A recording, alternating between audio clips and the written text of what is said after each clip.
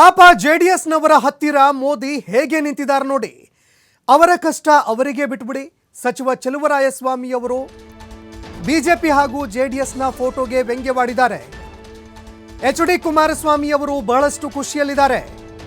ಮೋದಿಗೆ ಇವರೋ ಅಥವಾ ಜೆಡಿಎಸ್ನವರಿಗೆ ಮೋದಿ ಅನಿವಾರ್ಯವೋ ಗೊತ್ತಿಲ್ಲ ಅಂತ ಪ್ರಶ್ನೆ ಮಾಡಿದ್ದಾರೆ. ಚುನಾವಣಾ ಫಲಿತಾಂಶ ಬಂದ ಮೇಲೆ ಎಲ್ಲವೂ ಕೂಡ ಗೊತ್ತಾಗತ್ತೆ. ಯಾರಿಗೆ ಯಾರು ಅನಿವಾರ್ಯವಾಗಿದ್ರು ಎಲ್ಲವೂ ಕೂಡ ಗೊತ್ತಾಗತ್ತೆ. ಅಸೆಂಬ್ಲಿ ಚುನಾವಣೆಯಲ್ಲಿ 100ರ ಗಡಿ ದಾಟುತ್ತೆ ಅಂತ ನಾವು ಹೇಳಿದ್ವಿ. ಜನ ಕೂಡ ನಮ್ಮ ಕೈ ಹಿಡಿದ್ರು, ನಾವು ಆ ಗಡಿಯನ್ನು ದಾಟಿದ್ವಿ. ಆದರೆ 123 ಕ್ಷೇತ್ರಗಳಲ್ಲಿ ನಾವು ಗೆಲ್ತೀವಿ ಅಂತ ಎಚ್.ಡಿ. ಕುಮಾರಸ್ವಾಮಿ ಅವರು ಹೇಳಿದ್ರು. ಏನಾಯಿತು ಅಂತ ಪ್ರಶ್ನೆ ಮಾಡಿದ್ದಾರೆ. ಚುನಾವಣೆಗೂ ಮುಂಚೆ ಯಾರು ಸೋಲ್ತೇವೆ ಅಂತ ಯಾರೂ ಕೂಡ ಹೇಳೋದಕ್ಕಾಗಲ್ಲ. ಎಲ್ಲರೂ ಕೂಡ ಗೆಲ್ತೀವಿ ಅಂತ ಹೇಳ್ತಾರೆ. ಆದರೆ ಚುನಾವಣೆಯ ಫಲಿತಾಂಶ ಬಂದ ಬಳಿಕ ಎಲ್ಲವೂ ಸ್ಪಷ್ಟವಾಗತ್ತೆ ಅಂತ ಕೃಷಿ ಸಚಿವ ಚಲುವರಾಯಸ್ವಾಮಿ ಅವರು ವ್ಯಂಗ್ಯವಾಡಿದ್ದಾರೆ.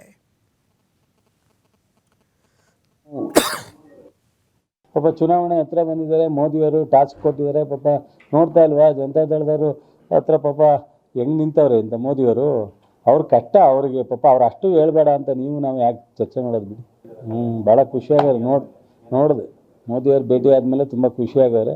ಮೋದಿಯವ್ರಿಗೆ ಇವ್ರ ಅನಿವಾರ್ಯನೋ ಇವ್ರಿಗೆ ಮೋದಿಯವ್ರ ಅನಿವಾರ್ಯನೋ ಎಲ್ಲ ಫೆಬ್ರವರಿ 16-15 ತಾರೀಕು ರಿಸಲ್ಟ್ ಬಂದ್ಮೇಲೆ ಗೊತ್ತಾಗುತ್ತೆ. 28 ಇನ್ನೆರಡು ಎಕ್ಸ್ಟ್ರಾ ಮಾಡಿಸ್ಕೊಳಕ್ಕಾದ್ರೆ ನೋಡೇನು 28 ಈಗ ನಾವು 100 ದಾಟ್ತೀವಿ ಅಂತಲೇ ಅವ್ರು ಹೇಳಿದ್ದು, ನಾವು 100 ದಾಟ್ತೀವಿ ಅಂತ ಹೇಳಿದ್ದು. ಜನ ನಮಗೆ ಕೈ ಹಿಡಿದ್ರು ಅಲ್ವಾ. 123 ಅಲ್ವಾ ಕುಮಾರಸ್ವಾಮಿ ಹೇಳಿದ್ದು. ಎಷ್ಟು 123 ಮಿಷನ್ 123 ಮತ್ತು ತಿರ್ಗಾ ಮತ್ತೆ ಅದನ್ನೇ ರಿಪೀಟ್ ಮಾಡ್ತೀರಲ್ಲ ನೀವು.